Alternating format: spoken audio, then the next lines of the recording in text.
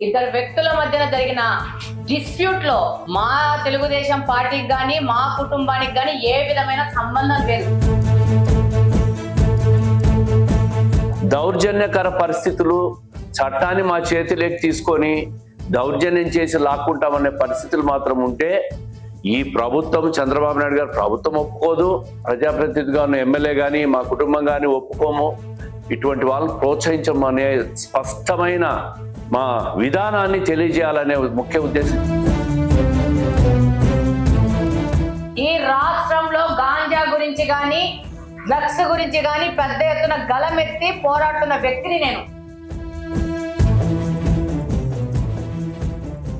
ఇద్దరి మధ్య జరిగిన గొడవను అనవసరంగా మా పైన రుద్దారని చెప్పి ఈరోజు పొలిట్ బ్యూరో సభ్యులు శ్రీనివాసరెడ్డి కావచ్చు, అలాగే కడప ఎమ్మెల్యే మాధవిరెడ్డి కావచ్చు ఒక మీడియా సమావేశం నిర్వహించారు. ఈ మీడియా సమావేశంలో వాళ్ళు చాలా సీరియస్గా మాట్లాడారు.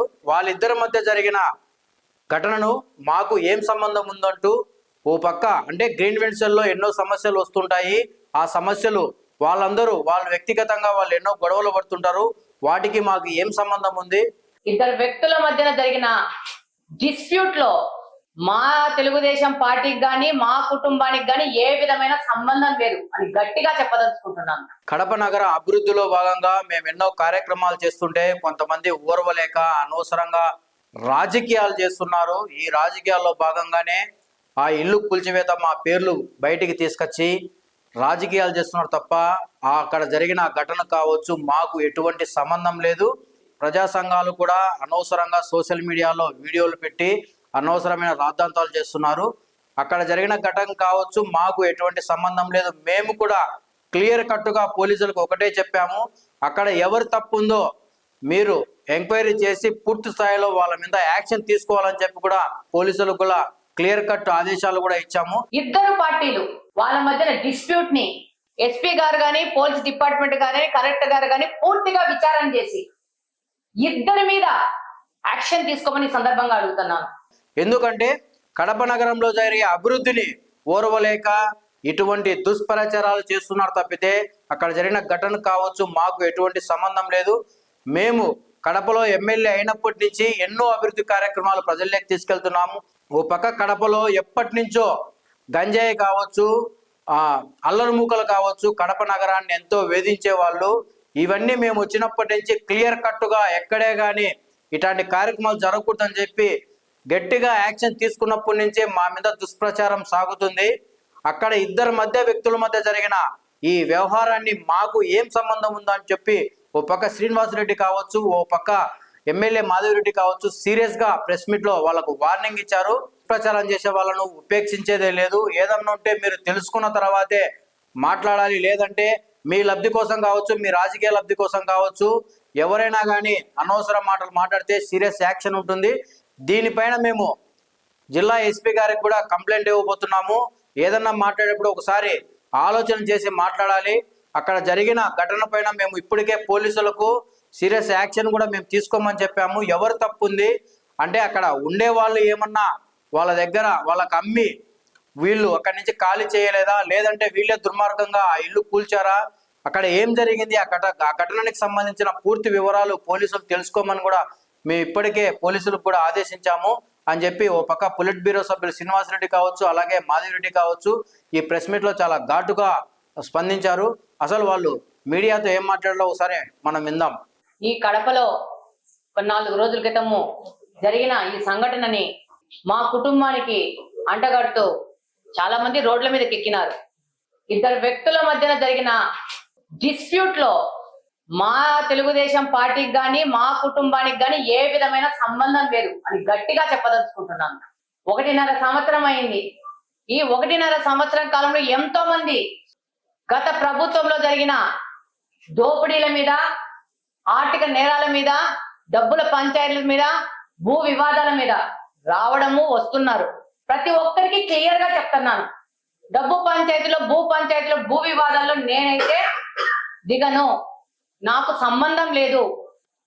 మీ ఇద్దరు వ్యక్తుల మధ్య జరిగిన పంచాయతీలో ఇక్కడ ఎమ్మెల్యేగా గెలిచిన మా కుటుంబము ఇన్వాల్వ్ కాదు అని చెప్పేసి చెప్తున్నాను. నిన్న కూడా పులివెందుల నుంచి ఒకరు ఫోన్ చేసి నేను చెప్పాను, ఐఎమ్ సారీ అక్క, మేము ఇలాంటి వాటిని ఎంకరేజ్ చేయట్లేదు, మేము ఇలాంటి వాటిలో దిగలట్లేదు అని పెద్ద పార్టీకి సంబంధించిన వ్యక్తి చెల్లెలు మాట్లాడింది.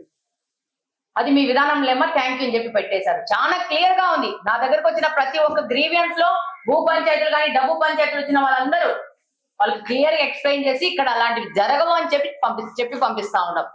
ఈ రోజు ఎవరో ఇద్దరు వ్యక్తుల మధ్య జరిగిన వాళ్ళ ఇద్దరి మధ్యన జరిగిన డిస్ప్యూట్ మాకు అంటించాలంటే దాన్ని చూస్తూ ఊరుకుండే పరిస్థితి మాత్రం లేదని తెలియజేసుకుంటున్నాను. ఇంకొకటి, ఇద్దరు పార్టీలు వాళ్ళ మధ్యన డిస్ప్యూట్ ని ఎస్పీ గారు కానీ పోలీస్ డిపార్ట్మెంట్ గానీ కలెక్టర్ గారు కానీ పూర్తిగా విచారణ చేసి ఇద్దరి మీద యాక్షన్ తీసుకోమని సందర్భంగా అడుగుతున్నాను. ఎవరైనా కానీ అర్ధరాత్రి పూట దాడి చేయడం తప్పు, భూములను ఆక్రమించుకోవడం కూడా తప్పు. సామాన్యులు ప్రశాంతంగా వాళ్ళ ఆస్తులు, వాళ్ళ ఆర్థికంగా వాళ్ళ డబ్బులు వాళ్ళు సెక్యూర్డ్ గా ప్రశాంతంగా బతికే విధంగా ఈ కడపను తీసుకురావాల్సిన అవసరం ఉంది. ఇంకా గత ప్రభుత్వ ఛాయలు ఉన్నాయనుకొని కొంతమంది దారి తప్పి లైన్ తప్పి ప్రవర్తిస్తా ఉంటారు. అలాగని నిన్న ధర్నా చేసిన పెద్ద మనుషులు, నేను ఇది క్లియర్ గా చెప్పదలుచుకుంటున్నాను, ఈ రాష్ట్రంలో గాంజా గురించి కానీ డ్రగ్స్ గురించి కానీ పెద్ద ఎత్తున గలమెత్తి పోరాడుతున్న వ్యక్తిని నేను.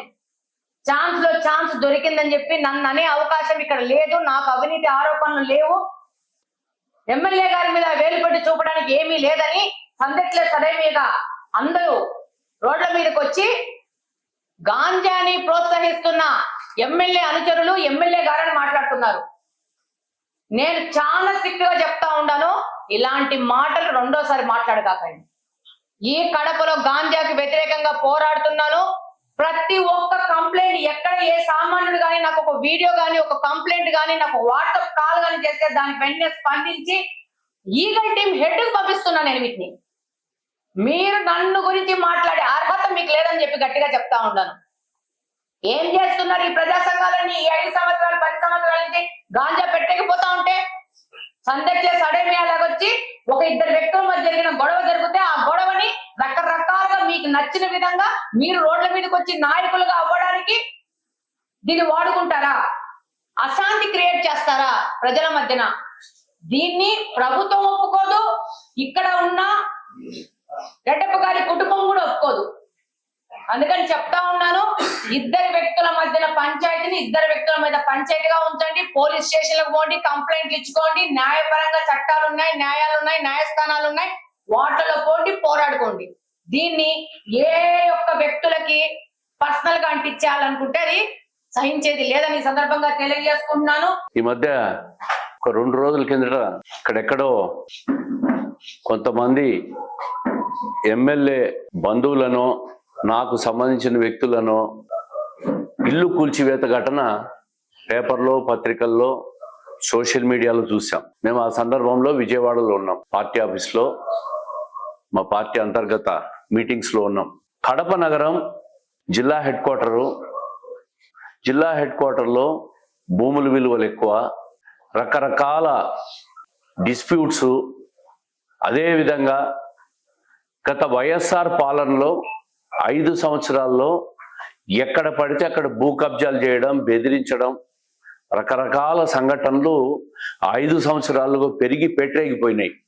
అదే కల్చరు కంటిన్యూ చేయాలా అని చెప్పి కొంతమంది దుష్ట శక్తులు కూడా ఇటువంటివన్నీ పెరిగి పెట్టరేగించే పరిస్థితులు ప్రయత్నాలు చేస్తూ ఉన్నారు. ఆ సందర్భంలో ఆ జరిగిన ప్రతి సంఘటన కూడా ఎమ్మెల్యే మీద కానీ మా కుటుంబం మీద కానీ మా మీద కానీ ఆపాదించే ప్రయత్నం చేస్తూ ఉన్నాయి. అవన్నీ కూడా సోషల్ మీడియాలో వస్తూ ఉన్నాయి. ఈరోజు ముఖ్యంగా మీ ప్రెస్ మీట్ పెట్టి ప్రజలకు తెలియాల్సిన విషయం ఏంటంటే, దాదాపు మా తండ్రి తాతల కాలం నుంచి కూడా కడప జిల్లా కానీ కడప నగరంలో కానీ మమ్మల్ని చూస్తూ ఉన్నారు. ఏ రోజు కూడా ఇటువంటి సంఘటనలో తలదూర్చడం కానీ, ఎవరిని కూడా దీంట్లో ప్రోత్సహించడం కానీ, మా సపోర్టర్లను ఎంకరేజ్ చేయడం కానీ, ఈ దౌర్జన్యకర పరిస్థితులను ప్రోత్సహించడం కానీ ఎప్పుడు మేము చేయలే, ఎప్పుడు చెయ్యము, ఎప్పుడు చెయ్యబోము. సొంత వ్యక్తులైనా కూడా ఈరోజు నేను కానీ ఒక పార్టీ సీనియర్ నాయకుడిగా ఎమ్మెల్యే కానీ ఇద్దరం కూర్చొని కూడా ఎందుకు చెప్తున్నాం అంటే ఈ విషయం, అనవసరంగా ఎవరో ఏదో జరిగితే ఇద్దరి మధ్య వ్యక్తిగత భూ వివాదం అది. ఈ విధంగా ఎక్కడెక్కడో వ్యక్తుల మధ్య భూ వివాదాలు కూడా మాకు గ్రీవెన్స్ పెట్టినప్పుడు వస్తానే ఉన్నాయి, చూస్తానే ఉన్నాం. మేము ప్రతి ఒక్కరికి ఒకటే చెప్తా ఉన్నాం, మాతో సాల్వ్ అయితే మీరు మధ్యవర్తిత్వం ద్వారా సాల్వ్ చేసుకోండి. రెండో విధానం పోలీస్ స్టేషన్ పోయి సాల్వ్ చేసుకోండి. పోలీసు వాళ్ళు సివిల్ వివాదాల్లో జోక్యం చేసుకోకూడదు కాబట్టి మీరు కోర్టులో తేల్చుకోండి. దౌర్జన్యకర పరిస్థితులు, చట్టాన్ని మా చేతిలోకి తీసుకొని దౌర్జన్యం చేసి లాక్కుంటామనే పరిస్థితులు మాత్రం ఉంటే ఈ ప్రభుత్వం, చంద్రబాబు నాయుడు గారు ప్రభుత్వం ఒప్పుకోదు. ఇక్కడ లోకల్గా ఎన్నికల తర్వాత ప్రజాప్రతినిధిగా ఉన్న ఎమ్మెల్యే కానీ మా కుటుంబం కానీ ఒప్పుకోము. ఇటువంటి వాళ్ళని ప్రోత్సహించమనే స్పష్టమైన మా విధానాన్ని తెలియజేయాలనే ముఖ్య ఉద్దేశంతోనే పత్రికా విలేకరుల సమావేశం ఏర్పాటు చేశాం. ప్రజలకు ఇది అర్థం కావాలి.